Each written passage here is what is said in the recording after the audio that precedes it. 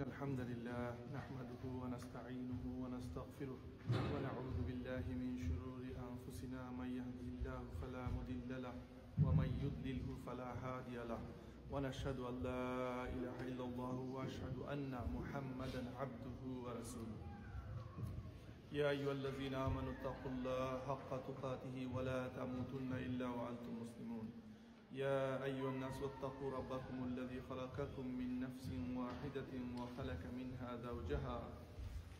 منها زوجها وبث منهما رجالا كثيرا ونساء واتقوا الله الذي تساءلون به والأرحام إن الله كان عليكم رقيبا يا أيها الذين آمنوا اتقوا الله وقولوا قولا سديدا يصلح لكم أعمالكم ويغفر لكم ذنوبكم ومن يطيع الله ورسوله فقد فاز فوزا عظيما فإن أصدق الحديث كتاب الله وخير الهدي هدي محمد صلى الله عليه وسلم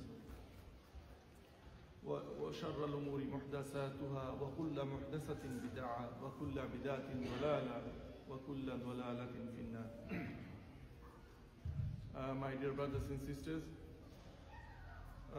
I intend to inshallah deliver a quick message of nasiha inshallah.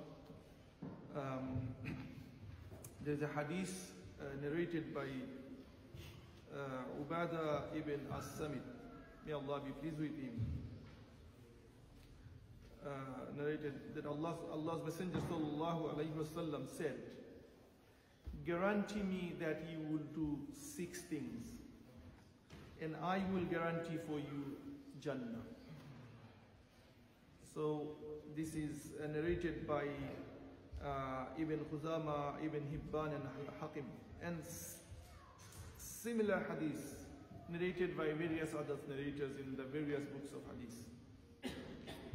So Prophet sallallahu alaihi wasallam asking us to guarantee that we will do or observe 6 things, 6 activities.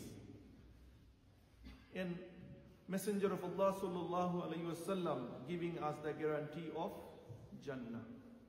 So what are the 6 things? The first and foremost, whenever you speak, speak the truth. Second, fulfill your promise when you make them. The third, when you are entrusted with something, carry out of it. We know Prophet ﷺ were known to be Al-Amin, known to be the protector of the entrusted things, the gift or the deposit and so on. So the third, when you are entrusted with something, carry out that trust. We know there are various things going on within trust. The trust properties are given, or someone trusted someone with something. A few years later, someone said, no, I have no recollection of anything that you have given it to me. People just instantly denounce it, thinking that he is not going to be maybe accounted by Allah subhanahu wa ta'ala for it. So the fourth one is guard your chastity. Guard your chastity, which will make you basically a good Muslim. Guard your chastity or safeguard your private parts basically. And the fifth, lower your gaze. Lower your gaze. That is said to basically men and women both. And the sixth one is prevent your hand from harming others, regardless of being Muslim or non-Muslim or whatever. Prevent your hands from harming others.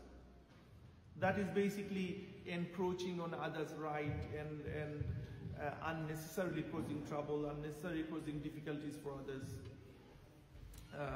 That is what it is. So these are the 6 activities that if we can do, Allah's Messenger sallallahu alaihi wasallam giving us the guarantee of entering into Jannah. Subhanallah. So speaking the truth. We know that is one of the fundamental and most important characteristics of a Muslim. So it says, a man continue to speak the truth until he is written in as-Sadiq with Allah subhanahu wa ta'ala. And also we know that Allah subhanahu wa ta'ala mentioned there are various hadiths. Speaking the truth is vast area. In its pages upon pages can be written. And Islam is the truth. And Islam is the haqq. And haqq is the truth. So in a synonymous way, Islam is truth. So Islam in its entirety is the truth. So Muslim must resemble the truth in short, basically. So even Allah subhanahu wa ta'ala in various verses said Allah will reward those who speak the truth. In Surah Al-Ma'idah, Allah subhanahu wa ta'ala saying, قال الله هذا يوم ينفع الصادقين صدقهم. Allah subhanahu wa ta'ala saying, this is the day. This is the day when the truthful will be given the benefit for their truthfulness. So when this is the day, the Yawmul Akhirah. So Allah subhanahu wa ta'ala giving us information, giving us invitation for speaking the truth. That this is the day, on the Yawmul Akhirah, Allah will give benefit. Allah will reward us for our truthfulness. So what are the rewards? The verse continues saying, لَهُمْ جَنَّاتٌ تَجْرِي مِنْ تَحْتِهَا الْأَنْهَارُ وَفِيهَا خَالِدِينَ أَبَدًا. Allah subhanahu wa ta'ala continuously saying that they will enter into Jannah, under which the river will flow, and they will live there forever. They will live there forever. And this is the gift for the speaker of the truth. And Allah saying, ذَلِكَ الْفَوْزُ الْعَظِيمُ. This is the greatest triumph or the victory. So if we enter into Jannah, that's it, khalas, we don't care anymore. There will be peace and peace and peace. That's it. No worries whatsoever. We are successful. And Allah mentioned as it the greatest triumph or the victory.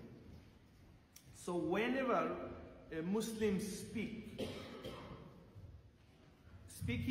everything is not speaking the truth.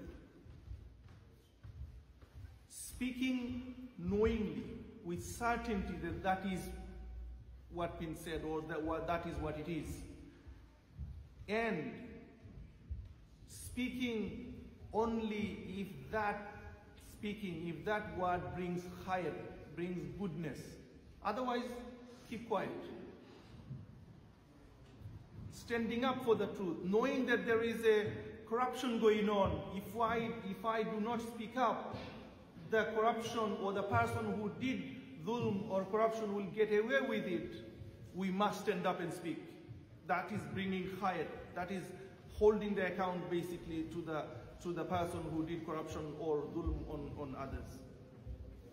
So when we are certain and when our words will bring higher goodness, we speak. There is a hadith, Prophet ﷺ said, whoever believes in Allah and the last day,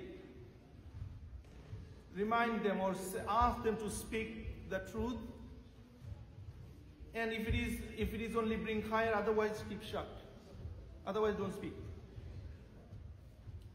So this is as important. So a Muslim should, our communal characteristics, our izzah. People should know that Muslims are honest and truthful.